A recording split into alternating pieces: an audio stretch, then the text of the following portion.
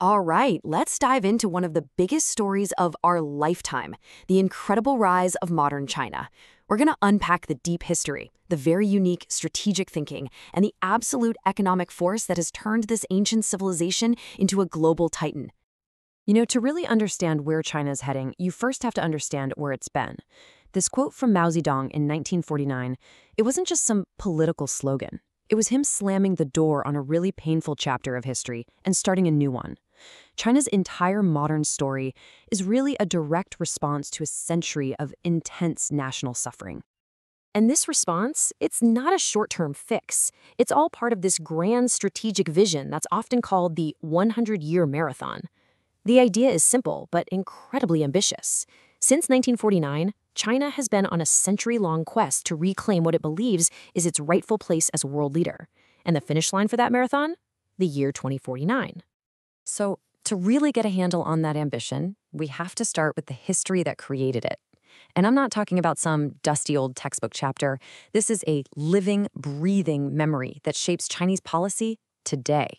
From the First Opium War back in 1839 all the way up to 1949, China went through what's now officially called the Century of Humiliation. Foreign powers literally carved up its land and forced it into unequal deals.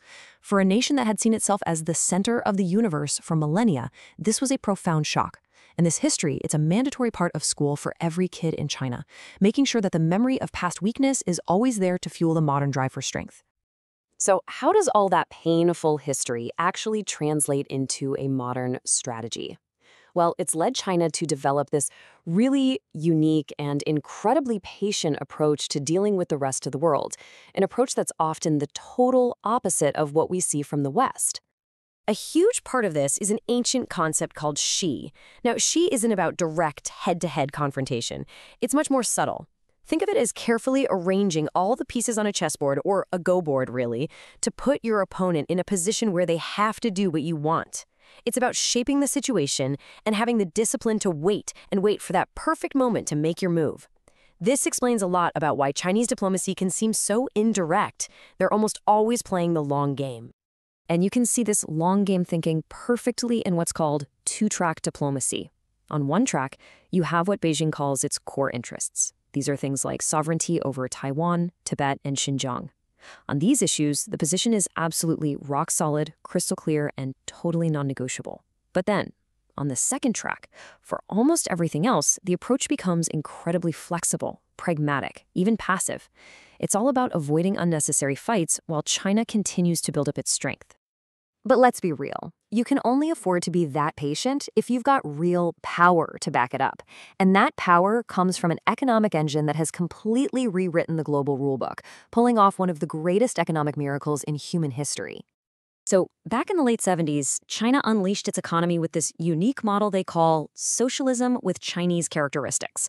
Basically, a wild mix of free market capitalism with very tight state control. And the results? They were absolutely staggering.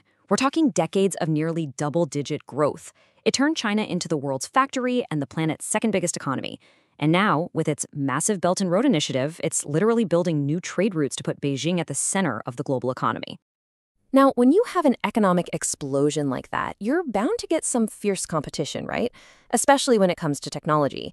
And this whole global tech rivalry can pretty much be summed up in the battle over one single company, Huawei. And in this fight, you've got two completely different stories. The US and its allies look at Huawei and see a potential national security nightmare. They argue its gear could be used for spying, pointing to Chinese laws that require companies to help out state intelligence if asked.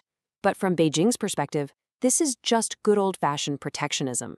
They see it as an attempt by the US to cripple a company that, frankly, has taken the lead in crucial 5G technology. But all of that state control, the very thing that fuels this global competition, it has a profound and often dark internal cost. So now we have to talk about the human price of building and maintaining such a powerful, centralized system. The Chinese government often justifies its tight grip on power as being necessary for social stability. But that brings up a really difficult question, doesn't it? What is the actual price of that stability? Well, here's one part of that price: 1.5 million. That's the estimated number of Uyghurs who have been detained in what the Chinese government calls re-education camps in the far western region of Xinjiang. International human rights groups have described this as a systematic campaign against the Uyghur people, even calling it the largest mass detention of an ethnic religious minority since the Second World War. Reports from numerous international bodies cite political indoctrination, being forced to renounce their culture and religion, and evidence of crimes against humanity, including forced labor and torture. So all of this, the history, the strategy, the economic boom, the human cost, it all leads us to one final massive question. Where is this all going? Because as China's power continues to grow, its relationship with the world's current superpower, the United States, is becoming the single most important story of our time. A pretty useful way to think about this is a concept that comes from all the way back in ancient Greece. It's called the Thucydides trap. And the basic idea, identified by the historian Thucydides, is that when a rising power threatens to displace an established one, the outcome, more often than not, is war. And in our modern world, the application is pretty obvious, right? The United States is the established power, the one on top, and China is the rising challenger. The tension, the fear, the rivalry, you can feel it everywhere. The real question isn't whether this trap is real, but whether these two titans can figure out a way to avoid falling into it. And that leaves us with this final thought.